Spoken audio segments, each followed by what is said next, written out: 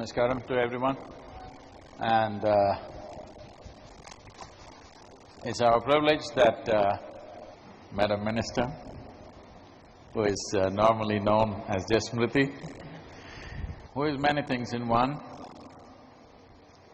and today she's the Minister for what India has been, what has been synonymous with India for thousands of years, which is textiles. We mainly want to explore this being a kind of a leadership summit. India as a society is changing more rapidly than any other society on the planet right now. So I'm stressing on the word today, because 5 years ago, what it meant to be a woman and to be a leader in this country and what it means today, in my perception, seems to be completely different. So in your experience of being a woman, which is not by choice, but being a leader and being in politics is by choice, how do these two things fall together? What are the advantages, what are the disadvantages that you face? I think if I had a choice in terms of my gender, I would choose to be a woman again.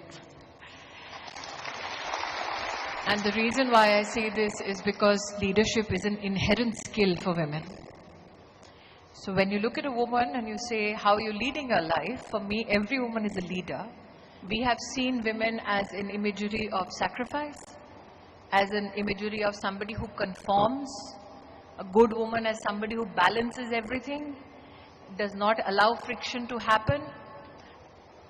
I believe that leadership inherently develops that feminine sense of identifying the strengths and weaknesses of those in your team and then either strengthening them on their journey, or if somebody does not work as a team, be gentle enough to tell them how we as a team benefit, we as a people benefit if we all work together.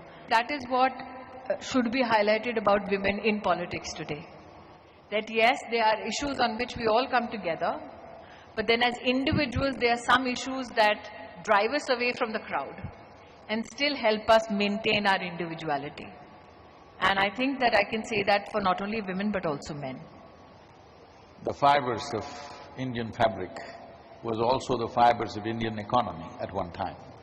How are you looking at really leading this in a dynamic way? How are you thinking of changing the dynamics of this sector where still a large segment of our weaving is handloom, and I feel that is the real strength for future. I think that from a world perspective, when you look at handcrafted goods, as you've rightfully said, India has a legacy that goes behind that cloth. And every weave, every thread has a story that needs to be told. For too long we have told the poverty side of the story. What you speak of is a story of pride.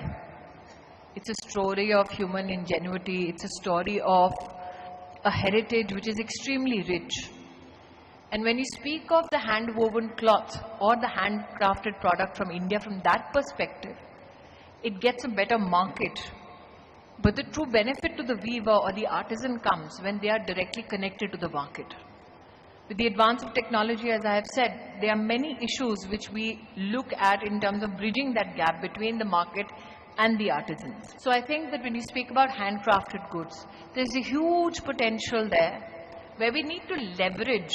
The idea behind it is that if you want that premium price, we through platforms ensure that the weaver or the artisan gets that benefit. And once those stories start getting told, the younger generation in the artisan family feels that it's economically viable for them to take that legacy forward. The world market is big enough for every Indian product to compete there and to, get lots and lots of rupees in for our Indian enterprises. If you can give us an impassioned speech about something that really matters to you and for the nation. Let me just begin from your own vision of Isha Sanskriti. And I know that you speak of technology of inner being.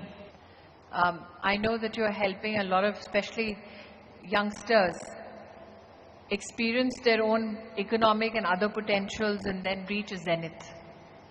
So when I look back at my own life, there are 2-3 things that I thought I want my children to do for themselves if they want to pursue anything in life.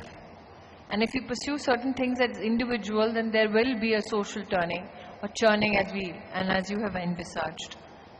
We begin with Sanskriti, Guruji, but in my opinion, just as a housewife, I think that Samvad is extremely important. Samvad not only with the world, but the first conversation with yourself. Second is Siddhant. It's very easy to preach about principles. It's very easy to talk about it, to discuss it. It's very difficult to live up to it. Third thing that I've done in life is Samanvay. Is have a chat in your team as to what your goal is, be that team at work or at home. The day ends with Samiksha. How much did I learn? Or for that matter, if I do a project, what were the good learnings and the bad learnings? It's very easy to be passionate about a thing. It's very difficult to be centered and calm.